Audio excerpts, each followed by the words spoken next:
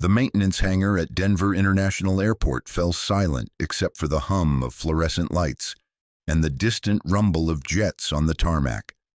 Captain Derek Matthews stood in the center of the gleaming space, his gold-braided uniform catching the overhead lights as he gestured toward the massive Boeing 747 engine suspended before them. 20 aviation executives in expensive suits hung on his every word, clipboards ready, contracts worth millions balanced on his reputation. "Gentlemen," Matthews declared, his voice carrying the confidence of a man who'd never been wrong about anything that mattered, "what we're looking at here represents the future of commercial aviation." But as he launched into his technical presentation, movement in his peripheral vision caught his attention. A man in faded blue coveralls pushed a maintenance cart along the far wall, methodically checking hydraulic connections with the kind of precision that suggested either obsessive attention to detail or something else entirely. Matthews paused mid-sentence, a smirk playing at his lips. The executives turned to follow his gaze.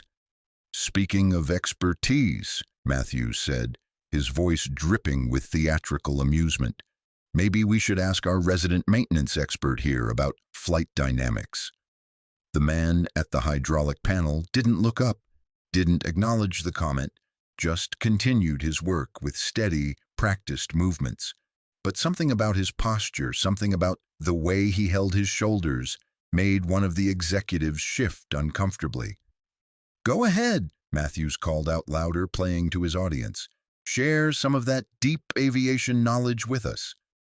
The man finally straightened and turned.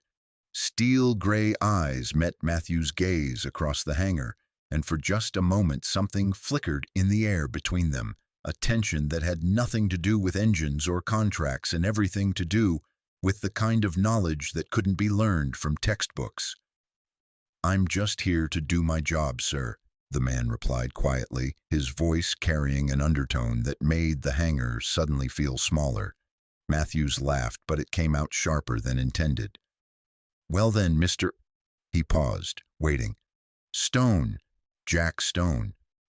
Mr. Stone, since you're so focused on details, maybe you can enlighten us about optimal fuel efficiency at 35,000 feet. The maintenance cart's wheels squeaked once as Jack resumed his inspection, saying nothing. But across the hangar, the red phone on the wall began to ring, the direct line from air traffic control. And when the voice on the other end asked for someone by a name that would change everything, 20 executives would discover that the man they'd just watched get humiliated knew more about flying than any of them had ever dreamed possible. The phone kept ringing, cutting through the tension like a blade through silk, and Jack Stone's hands went still on the hydraulic gauge. If you're enjoying this story so far, don't forget to hit the like button and subscribe. Drop a comment telling me where in the world you're watching from. I love hearing from you. Denver International Airport never slept, but it moved with different rhythms depending on the hour. At 6:30 in the morning, the concourses hummed with the quiet efficiency of preparation. Gate agents arriving for their shifts, ground crews conducting pre-flight inspections, and in Hangar 7, the kind of high-stakes business that determined which airlines would dominate the Western routes for the next decade.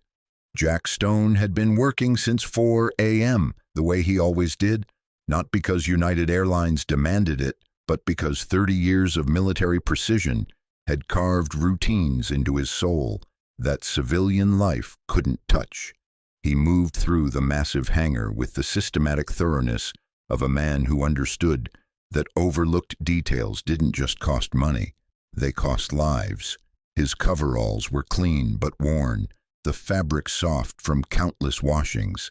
The name patch over his chest pocket simply read, J. Stone. Nothing more. No rank, no titles, no indication that the hands checking tire pressure and inspecting hydraulic connections had once guided $100 million aircraft through situations that existed only in classified reports. The 747 loomed above him like a sleeping giant, its wingspan casting long shadows across the polished concrete floor. Jack had been assigned to the routine inspection, the kind of unglamorous work that kept commercial aviation safe and largely invisible. He preferred it that way. Invisibility had become his refuge. His daughter Emma would be getting ready for school about now, probably forgetting to eat breakfast again while she reviewed notes for her advanced physics exam. At 17, she was brilliant in the way that reminded him daily why he'd walked away from everything else that had once defined him. Some sacrifices felt like loss. This one felt like purpose. The hangar's main doors rolled open with the industrial rumble, and Jack glanced up to see a convoy of black SUVs pulling into the space. Corporate executives, their movements sharp with importance and urgency. Behind them came Captain Derek Matthews, resplendent in his airline uniform, gold stripes catching the morning light like small suns. Jack returned to his inspection checklist, but his peripheral awareness tracked the group's movement. Old habits. In his previous life, situational awareness had been the difference between mission success and catastrophe. Now it was just a reflex he couldn't shut off. Useful for avoiding workplace drama and staying out of conversations he had no interest in joining. Matthews was holding court now, his voice carrying across the hangar with the practiced projection of a man accustomed to command. What you're looking at, gentlemen, represents a $200 million investment in next-generation aviation technology. The fuel efficiency improvements alone will revolutionize our cost structure. Jack knew the numbers Matthews was quoting. More importantly, he knew the numbers Matthews wasn't mentioning, the maintenance requirements that would eat into those efficiency gains, the parts that would need replacing every 18 months instead of 36, the software glitches that hadn't been fully resolved despite what the manufacturer claimed. But pointing out such details wasn't his job anymore. His job was to check hydraulic pressure, inspect control surfaces, and ensure that when this aircraft took off with 200 passengers aboard, it would bring them home safely. Everything else was someone else's responsibility. A young mechanic named Rodriguez approached with a tablet, his expression nervous. "Jack, we've got a discrepancy on the left main hydraulic system. Pressure's reading normal, but the response time seems sluggish." Jack wiped his hands on a shop rag and followed Rodriguez to the landing gear bay. The hydraulic pump hummed quietly, its rhythm steady but somehow wrong, the kind of wrong that experienced ears could detect even when computer diagnostics showed green across the board. "You're right," Jack said after a moment, his fingers tracing the hydraulic lines. "Pump's working, but there's restriction somewhere in the line. Probably a partially clogged filter." He glanced at the maintenance log on Rodriguez's tablet. When was the last time someone actually pulled and inspected the auxiliary filter? Rodriguez scrolled through digital entries. Looks like 6 months ago. "Pull it. I'll bet you find metal shavings." Jack made a note on the inspection sheet. "And check the backup pump while you're at it. If the primary's been working harder because of restricted flow, the backup might be showing wear too." It was the kind of proactive maintenance that prevented emergency landings and kept aircraft in service, instead of grounded for major repairs. The kind of thinking that came from understanding systems at a level that went beyond technical manuals. Matthew's voice rose above the ambient noise of the hangar, drawing Jack's attention despite his efforts to ignore it. "The key to modern aviation, gentlemen, is understanding that efficiency and safety aren't opposing forces. They're complementary elements of a well-designed system." One of the executives, a man with silver hair and expensive glasses, gestured toward the aircraft. "Captain Matthews, what's your assessment of pilot training requirements for this new system? Are we looking at significant additional costs?" "Minimal," Matthews replied confidently. "The flight management system is intuitive enough that any competent pilot can master it within a few simulator sessions. It's really just a matter of understanding basic aerodynamics and trusting the technology. Jack's hands paused on the hydraulic coupling he was inspecting. Basic aerodynamics. The phrase carried a dismissiveness that made his jaw tighten slightly. He'd spent enough time in cockpits where basic aerodynamics and trusting technology weren't enough, where split-second decisions based on feel, experience, and intuition meant the difference between bringing everyone home and writing letters to families. But that was a different life, a different war, a different version of himself. Rodriguez appeared beside him again, holding a hydraulic filter that looked like it had been dipped in metal shavings. "You were right. This thing's completely clogged. How did you know?" "Sound," Jack replied simply. "Pump was working too hard." He made another note on the inspection sheet. "Replace the filter, flush the lines, and run a pressure test. Don't sign off on it until you're satisfied with the response time." "Will do." Rodriguez hesitated. "Jack, how long have you been doing this?" "Long enough." Jack didn't elaborate. The truth was complicated, and workplace conversations weren't the place for complicated truths. The executives were moving closer now, Matthews leading them on a guided tour of the aircraft's features. Their shoes clicked against the concrete, expensive leather that had never seen oil stains or hydraulic fluid. "Now, if we move to the engine specifications," Matthews was saying, "you'll see that the new turbofan design provides a 12% improvement in fuel efficiency while maintaining full thrust capacity." Jack continued his inspection, but he couldn't help noticing that Matthews was discussing thrust-to-weight ratios without mentioning altitude performance characteristics. Fuel efficiency numbers that didn't account for varying weather conditions. Maintenance intervals based on manufacturer estimates rather than real-world operational data. It wasn't necessarily wrong, it was just incomplete, the kind of presentation that looked impressive in boardrooms but could lead to unpleasant surprises when aircraft started flying in the real world. Emma would be in her physics class about now, probably asking the kind of probing questions that made her teachers both love and fear her. She had Jack's mind for detail, his refusal to accept surface explanations. It was a gift and a burden, the kind of intellectual honesty that would serve her well in whatever career she chose and make her miserable in any environment that prioritized appearances over substance. The red phone on the wall began to ring. It was a sound Jack had heard countless times over his 3 years at Denver International, usually indicating a routine communication from air traffic control or operations. Someone needed to adjust a departure time, or there was weather information to pass along, or a pilot had a question about ground handling procedures. But something about this call was different. Maybe it was the timing, coming in the middle of a high-stakes corporate presentation. Maybe it was the way Matthews paused mid-sentence, his expression shifting from confidence to mild irritation. Or maybe it was something deeper, a recognition that significant moments often arrive disguised as routine interruptions. The phone kept ringing, its shrill tone cutting through Matthews's presentation and the ambient noise of the hangar. Finally, one of the maintenance supervisors, a man named Patterson, walked over to answer it. "Hangar 7, Patterson speaking." His voice carried across the space, professional but routine. Then his expression changed, not dramatically, but noticeably, the kind of change that came from hearing unexpected information, from having assumptions suddenly challenged. "I'm sorry, could you repeat that?" Patterson's voice was sharper now, confused. "You're looking for who?"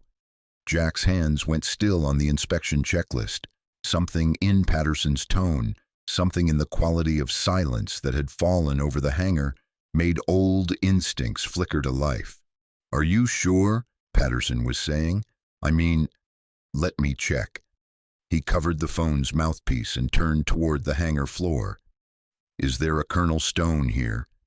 Air traffic control says they have an emergency situation and need to speak with Colonel Stone immediately. The maintenance crew looked around at each other with blank expressions. The executives exchanged confused glances. Matthews frowned, clearly annoyed at the interruption to his presentation. And Jack Stone, whose hands had guided aircraft through storms and combat zones, whose call sign had once been spoken with reverence in ready rooms, from Kandahar to Korea, slowly straightened from his inspection crouch and felt 20 years of carefully constructed civilian life beginning to crack along the edges. The phone kept ringing in Patterson's hand, urgent and insistent, waiting for an answer that would change everything. The silence that followed Patterson's question stretched like a held breath. 23 people in Hangar 7, executives, mechanics, supervisors, and one airline captain, all turned to look at Jack Stone, with expressions ranging from confusion to curiosity to something approaching recognition. Jack stood frozen beside the hydraulic panel, his inspection checklist forgotten in his hand. The name Colonel Stone hung in the air like smoke from an old fire, carrying with it the weight of a life he'd spent 3 years trying to leave behind. His steel-gray eyes moved from face to face, measuring reactions, calculating consequences. "I'll take it," he said quietly, his voice steady despite the storm building in his chest. Patterson extended the phone toward him, but his hand hesitated halfway. "Sir, they specifically asked for Colonel Stone. Are you—" "I'll take it," Jack repeated, and this time there was something in his tone that made Patterson move without further questions. The red phone felt heavy in Jack's hand, heavier than it should have been for a simple piece of communication equipment. He was acutely aware that every person in the hangar was watching him, that Matthews had gone completely silent, that even the ambient noise of the airport seemed to have dimmed.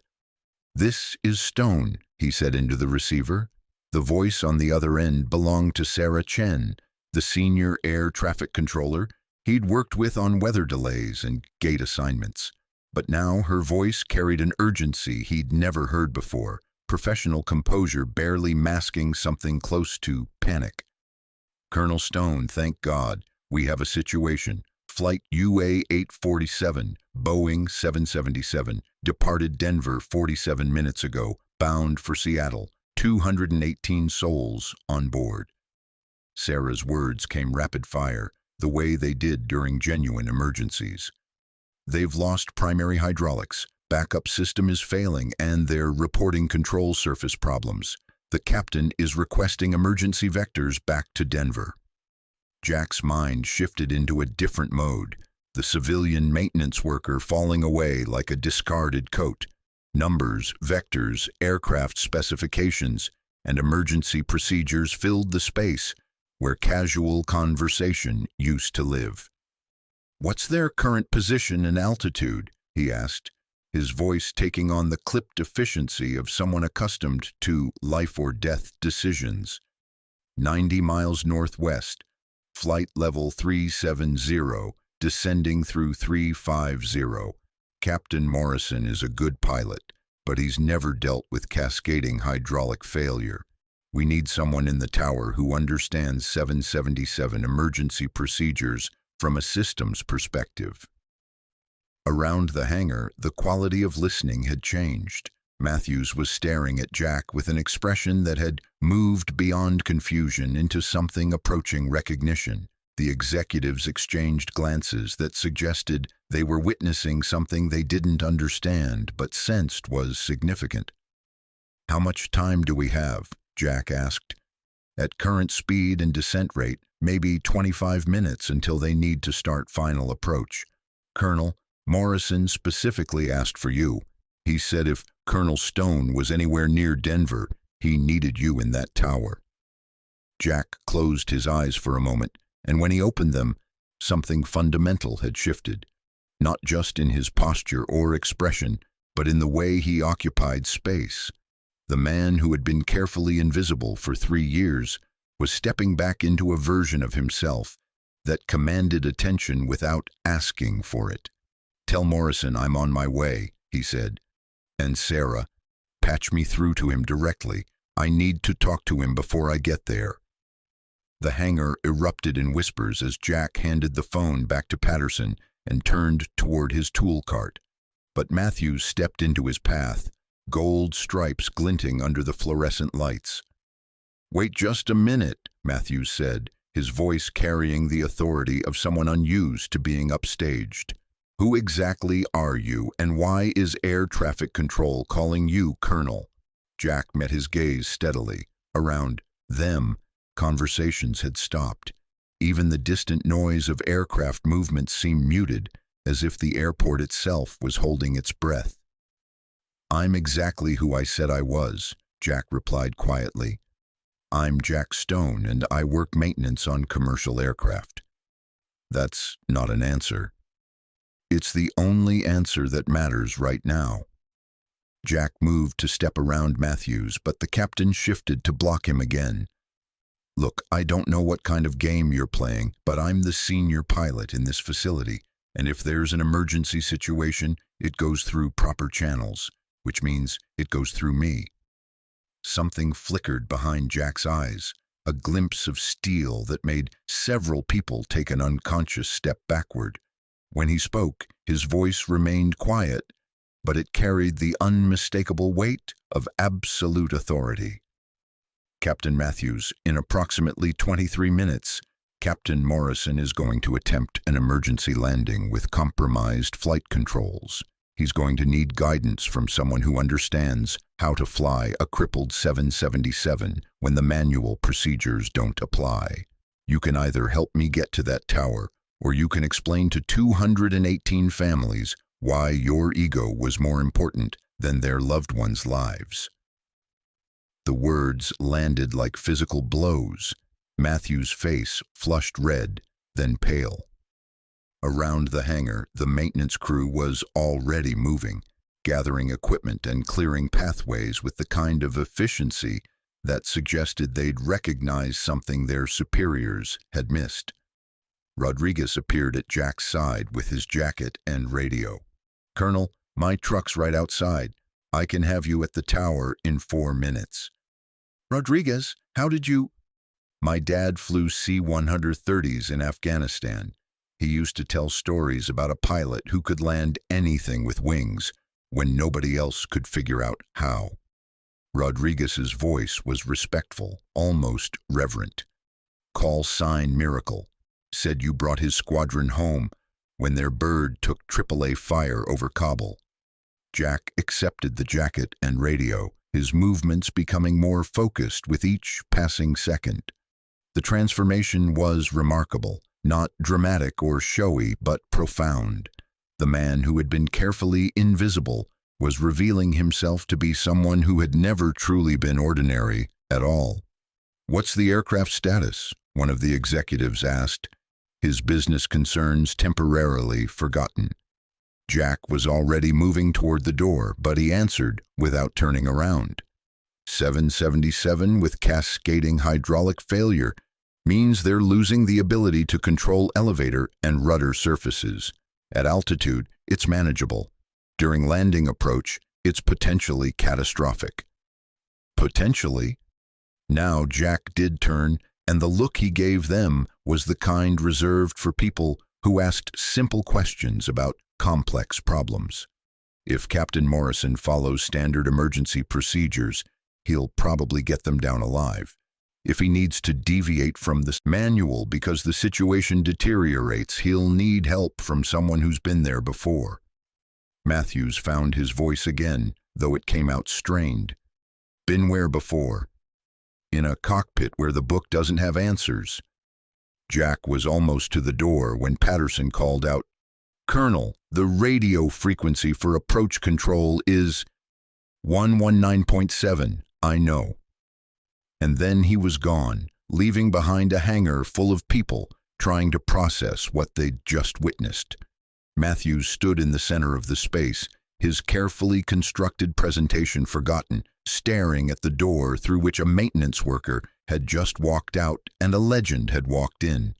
One of the executives, a man named Harrison, who'd been in aviation long enough to recognize the signs, spoke into the silence. "Captain Matthews, I think we just met someone who outranks all of us." The ride to the control tower took exactly 3 minutes and 40 seconds. Rodriguez drove with the focused intensity of a man who understood that lives hung in the balance, while Jack sat in the passenger seat and listened to radio chatter that painted an increasingly grim picture. Flight 847 was descending through 28,000 feet, losing altitude faster than optimal but still under control. Captain Morrison's voice over the radio was steady, professional, but Jack could hear the tension underneath. He'd heard that tone before in cockpits where trained pilots were working through problems that had no clear solutions.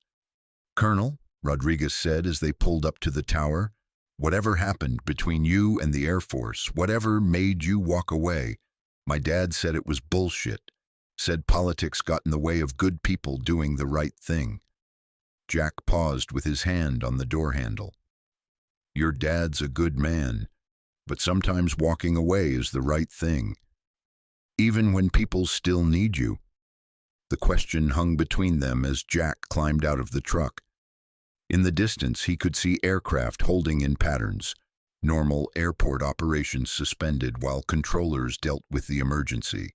The tower rose above him like a lighthouse, and somewhere in the sky, 218 people were depending on decisions he hadn't made yet. "Take care of that hydraulic system," Jack said. "Make sure Rodriguez checks everything twice." "Colonel?" "You didn't answer my question."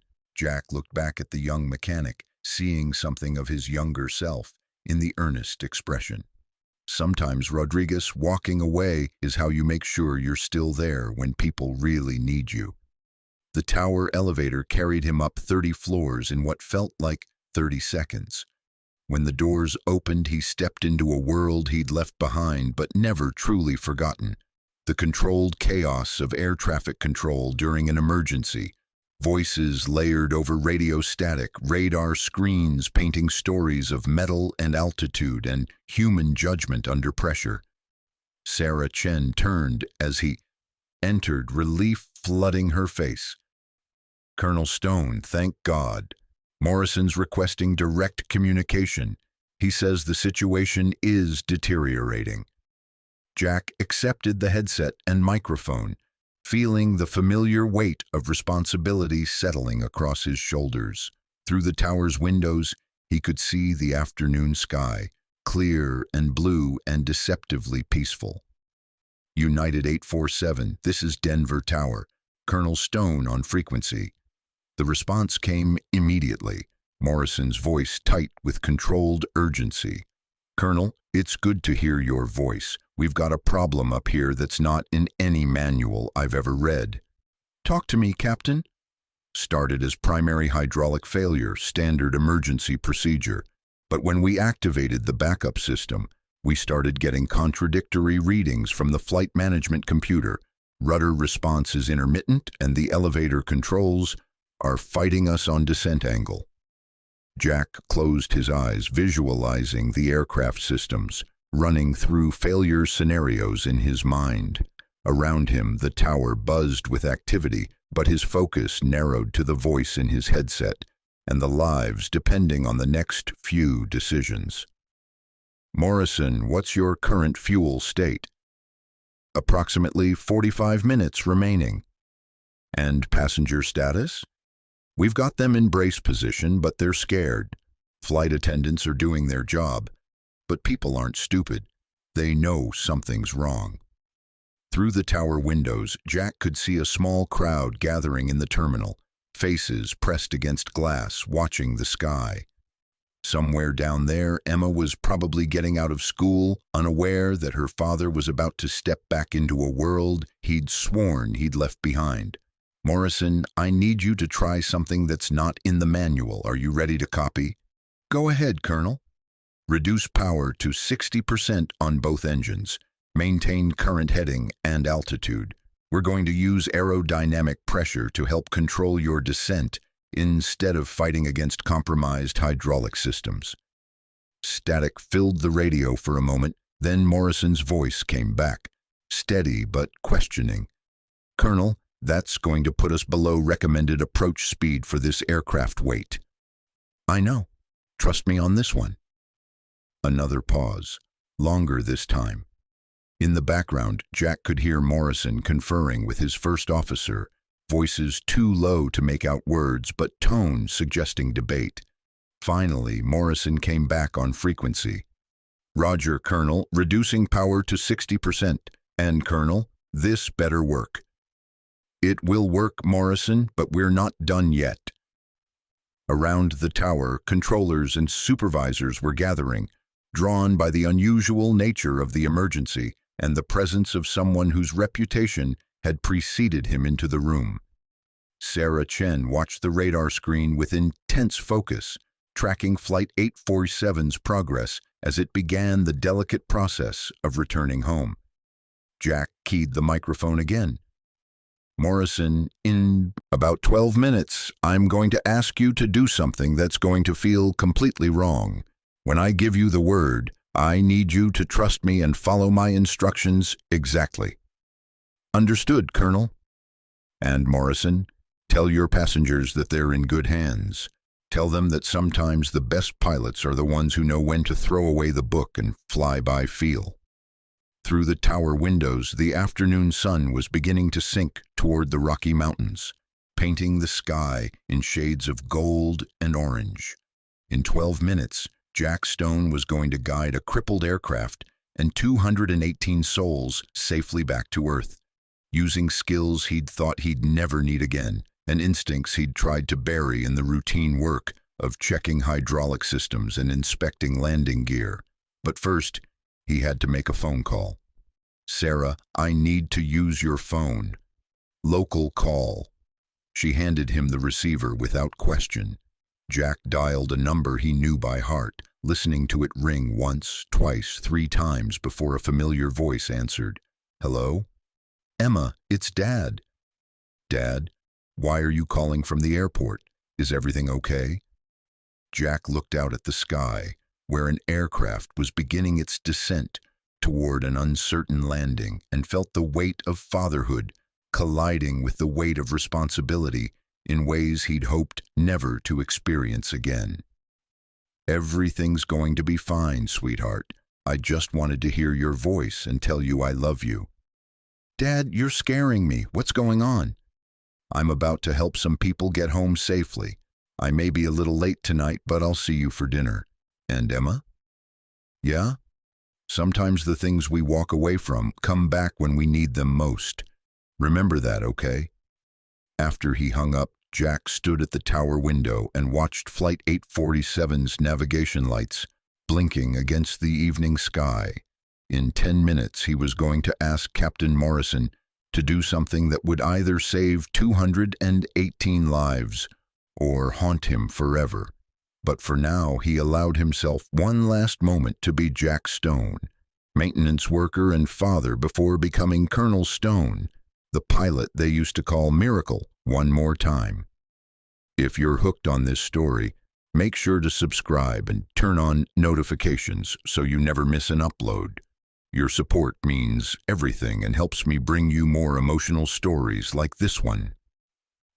Flight 847 appeared on the horizon as a distant speck against the darkening Colorado sky, its navigation lights blinking steadily as it descended through 15,000 feet. In the control tower, Jack Stone stood with his hand on the radio transmitter, surrounded by controllers, supervisors, and airport personnel who had gathered to witness what everyone hoped wouldn't become a tragedy. "United 847, Denver Tower. What's your current status?" Captain Morrison's voice crackled through the speaker, steady but strained. "Colonel, we're at 14,000 feet following your power settings. Hydraulic pressure is holding at about 60%, but the flight controls are getting mushier as we descend. My first officer thinks we should declare a full emergency and follow standard procedures." Jack could hear the tension in Morrison's voice, and beneath it, the sound of a cockpit where trained professionals were working through problems that pushed the boundaries of their training. Through the tower windows, emergency vehicles were already positioning themselves along the runway. Fire trucks, ambulances, foam units, preparing for possibilities no one wanted to consider. Morrison, your first officer is a good pilot, and he's right to be concerned. But I need you to trust me for about 8 more minutes. Are you willing to do that? A pause filled with radio static and the weight of 218 lives. Colonel, you have my complete trust. Good. Now, I need you to reduce power to 50% and begin a left turn to heading 270. We're going to bring you in from the west, over the mountains. In the tower, Sarah Chen looked up from her radar screen, eyes wide. Colonel, that approach puts them over terrain. If they lose more altitude than planned. Jack nodded grimly. I know. But the standard approach requires control precision they don't have.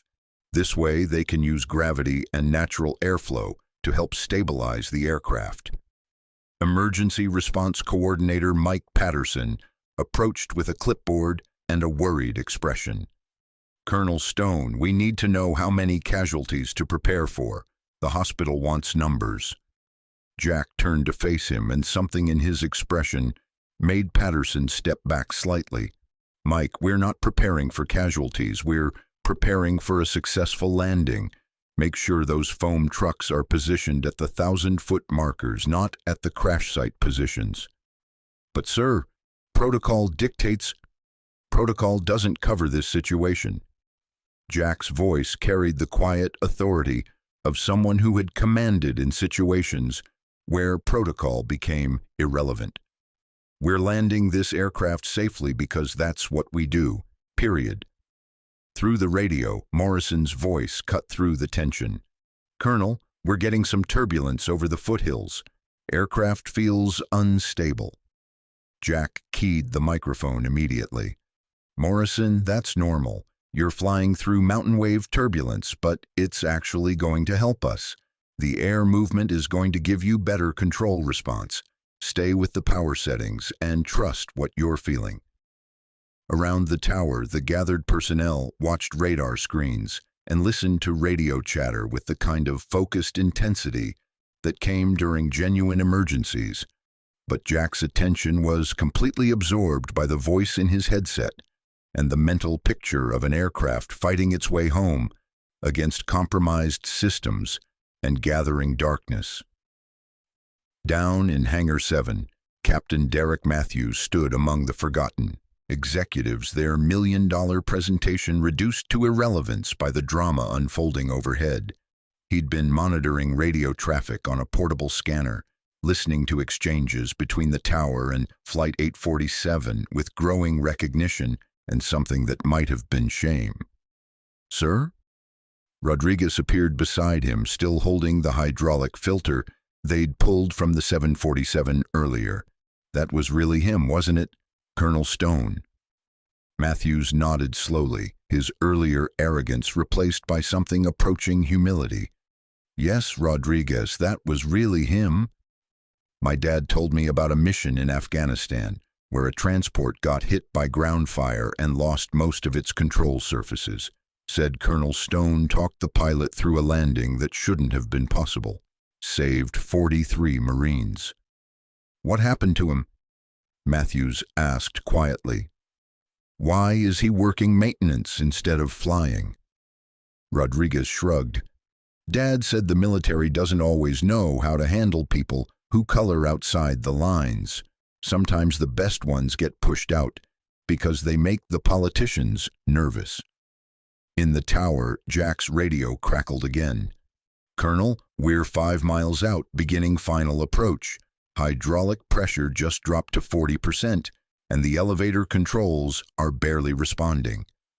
This was the moment Jack had been preparing for, the point where standard procedures became inadequate and experience became the only guide. He closed his eyes for a moment, visualizing the aircraft's position, the wind patterns over the runway, the delicate balance between controlled descent and catastrophic loss of control. Morrison, listen to me very carefully. In about 90 seconds, I'm going to ask you to do something that's going to feel completely wrong.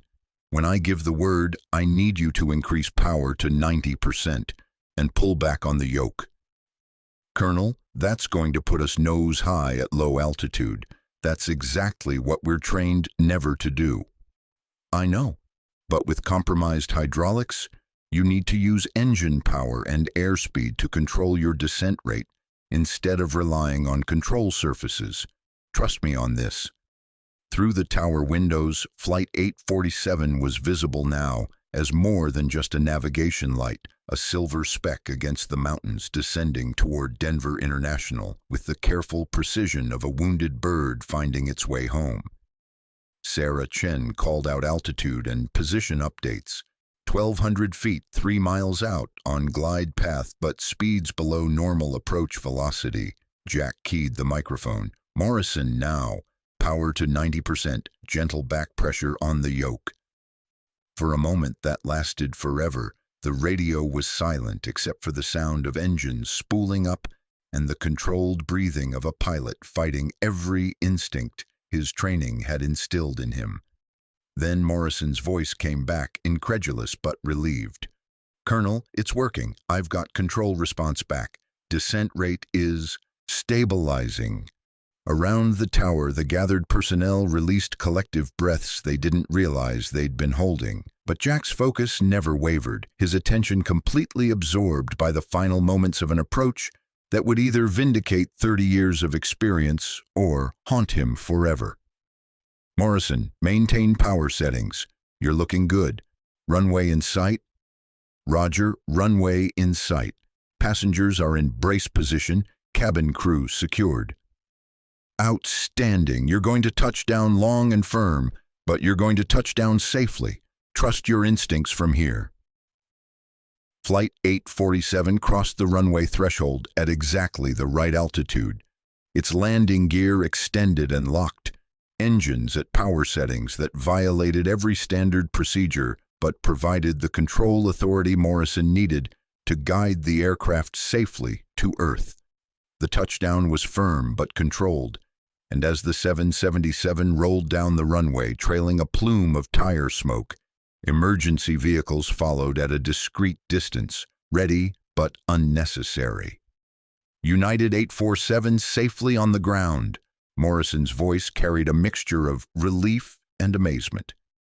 Colonel Stone, I don't know how you knew that would work, but thank you. From me and from 218 very grateful passengers. The tower erupted in cheers and applause, but Jack simply stood at the window watching the aircraft taxi toward the gate with the quiet satisfaction of a job completed successfully. Sarah Chen appeared at his shoulder with a smile and a handshake. Colonel, that was extraordinary. How did you know those power settings would give him the control response he needed? Jack turned away from the window, already beginning the mental transition back to the civilian life he'd temporarily set aside. Because I've been there, Sarah. I've been in cockpits where the manual doesn't have answers, and you have to trust what 30 years of flying teaches you about how aircraft want to behave. Behind him, the radio crackled with routine post-landing communications. Ground control directing Flight 847 to its gate. Operations coordinating passenger services. Maintenance scheduling the inevitable inspection and repair process. Normal activities that marked the return from emergency to routine, from crisis to ordinary evening operations. Jack removed his headset and handed it back to Sarah. I need to get back to the hangar. There's a 747 that still needs its inspection completed. Colonel, wait. Sarah's voice carried a note of something deeper than professional gratitude. The FAA is going to want to debrief this incident. They're going to want to interview you, officially recognize what you did here tonight. Jack paused at the elevator, his hand on the button. Sarah, what happened here tonight was Captain Morrison landing his aircraft safely. He did the hard work. I just gave him some suggestions. That's not how anyone else is going to see it. Then maybe they Don't need to see it at all. The elevator doors closed, carrying Jack back down from the heights, where decisions were made in seconds and measured in lives saved or lost. But as the floors counted down, he couldn't shake the feeling that something fundamental had changed in the space of 47 minutes. Not just in how others saw him, but in how he saw himself. Emma Stone was waiting in the parking lot outside Hangar 7 when Jack's maintenance truck pulled up at 8:15 that evening. She sat on the hood of her beat-up Honda Civic, physics textbook open in her lap, but her attention was focused entirely on the approach path where aircraft descended against the evening sky. "Dad," she said as he climbed out of the truck, "the whole school is talking about what happened, about some colonel who talked down a crippled airliner. Was that—" Jack looked at his daughter, brilliant, perceptive Emma, who saw through facades and asked the questions that mattered, and felt the last of his carefully constructed anonymity crumbling away. "Yes," he said simply. "That was me." Emma closed her textbook and slid down from the car hood. For a moment, father and daughter stood in the parking lot while aircraft moved overhead and the normal business of aviation continued around them. Then Emma stepped forward and hugged him with the fierce intensity of someone who had just understood something important about the man who raised her. "Why didn't you ever tell me?" she asked into his shoulder. "Because I thought I was done with all that. I thought I could just be your dad and work on aircraft and live a quiet life."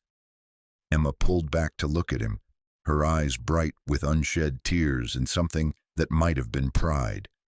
"Dad, you saved 218 people tonight. How can you be done with that?"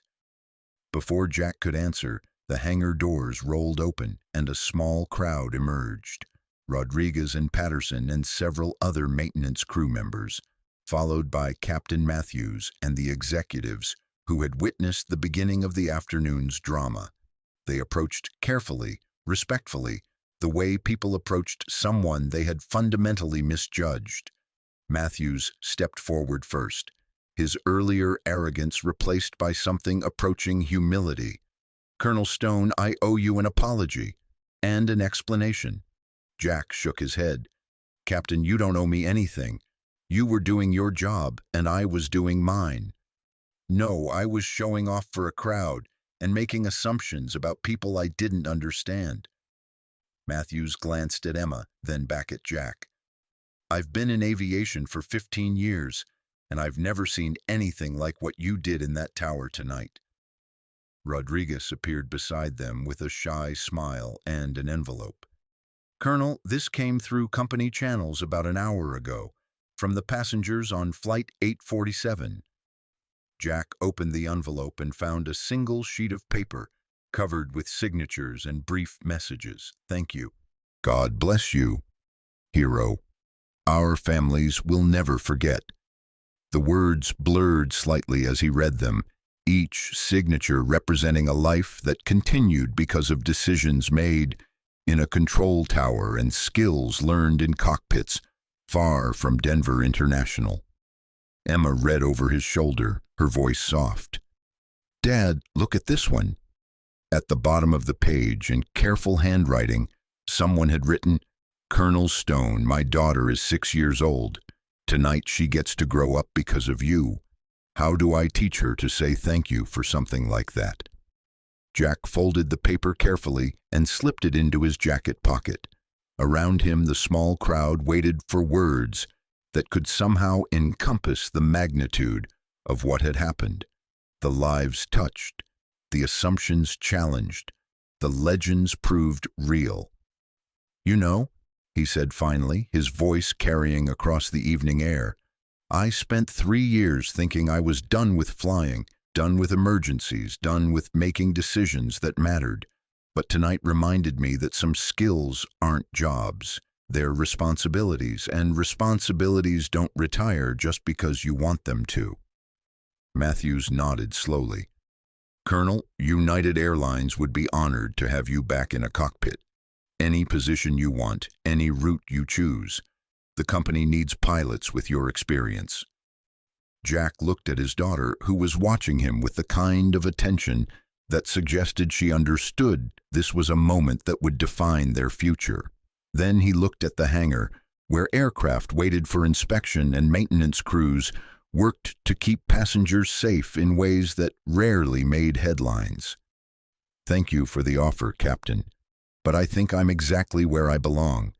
The aircraft I work on carry passengers safely because people like Rodriguez and Patterson and the rest of this crew do their jobs with precision and care. That matters just as much as what happens in the cockpit." Emma squeezed his arm, her voice proud and soft. "Besides, someone has to be around to catch the next emergency when it comes." The crowd began to disperse slowly, people returning to their evening routines and normal responsibilities. But the parking lot felt different somehow, charged with the recognition that ordinary places sometimes became the settings for extraordinary events, and that heroes didn't always wear uniforms or carry titles. As Jack and Emma climbed into their respective cars, Rodriguez called out one last question. "Colonel, what do I tell my dad when I see him? About meeting you, I mean." Jack paused with his hand on the car door, thinking of all the men and women who served in places where recognition was rare and sacrifice was routine. "Tell him that the best missions are the ones where everyone comes home, and sometimes that's worth more than any medal they could give you." He drove home through the familiar streets of Denver, with Emma following in her Honda, and 218 passengers landing safely at our gates throughout the terminal behind them. The radio played quietly, and the evening news would later report the successful emergency landing of Flight 847, crediting the skill of the flight crew and the coordination of air traffic control. But Jack Stone, maintenance worker and father, formerly Colonel Stone, the pilot they used to call Miracle, simply went home to make dinner and help his daughter with her physics homework, carrying in his jacket pocket a piece of paper covered with signatures and the quiet knowledge that some responsibilities never truly end. They just wait for the moment when they're needed most. Thank you so much for watching until the end. If you loved this story, check out the other videos on your screen now. I think you'll really enjoy them. And don't forget to subscribe if you haven't already. See you in the next story.